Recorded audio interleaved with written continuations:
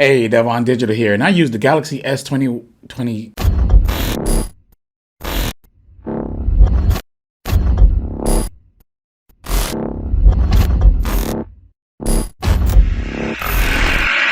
Hey, I know 30 days doesn't seem long enough, and people would argue with that, but you got to remember, I've been using Samsung since every device they've had, literally every device they had.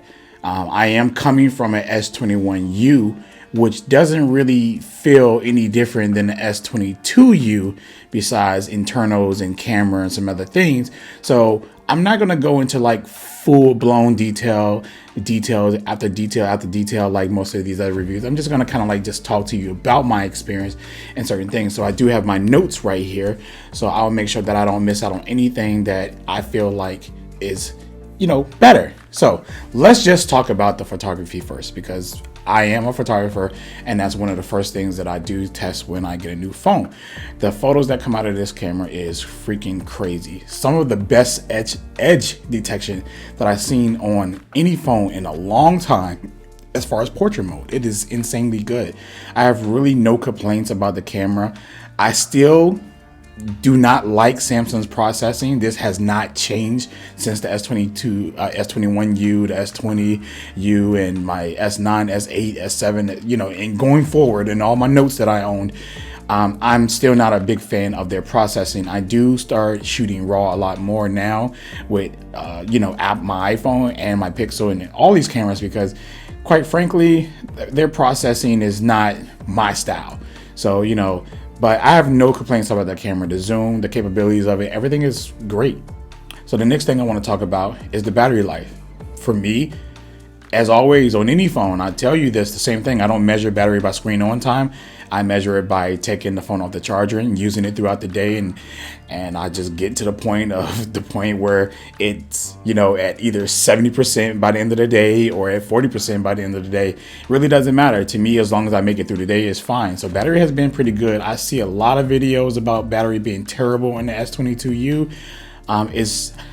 I'm not one of those ones. I can't say that it has been, because my usage it varies between theirs and other people's. And off of 8 o'clock, I'll say about 8:30, off the charge about 8:30, and by the time I get home around 7, 8 o'clock, I'm at somewhere between 40-50% battery. I'm pretty happy with that. And that's my usage. That's based off my usage, not anybody else's. So battery's been good for me. The next thing I want to talk about is the videos, not the video camera on the phone, but just videos, just watching videos. I did notice that the S22U is a lot quieter, or at least the S21U feels more full. You can see that the S21U may be a little bit louder or fuller or something like that. It's just way more bass. The S22U seems a little bit more teeny, but watching movies up here and anything else, it's still good. If you have nothing to compare it to, it's great. It sounds amazing. I have no complaints really about the audio quality or the visual quality or anything. Everybody knows Samsung makes some of the best displays out there. I'm not going to be one of those channels and claim that they are the best. You can say that claim if you want, but I'm just going to say one of the best out there, period. So I love them. I know that much. So no complaints on video. The next thing I want to talk about is the S Pen and its features.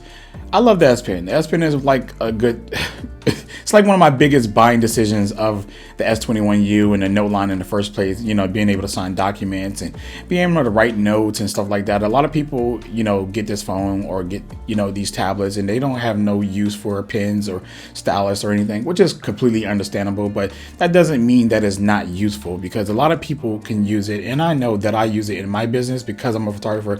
It's a lot easier for me to get my clients to sign stuff. So I do love and appreciate having the stylus, and I do love like the S Pen features and everything they offer. Granted, I don't use at least 70% of those features, but it's better to have it than not have it. I always say that, because you never know, like my life can change at any moment, and any of those use cases could like arise, and I could be like, oh yeah, I'm glad I got this phone because now I can do this, and I found usefulness for it.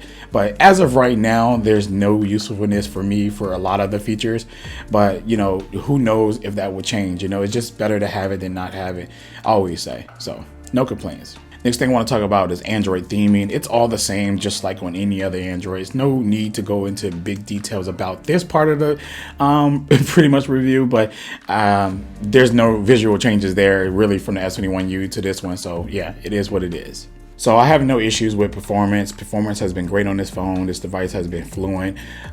It does feel exactly like the 21SU. It does feel like the S21U, just upgraded, updated, and not a really substantial big difference between the two or whatever like that when using both of the devices.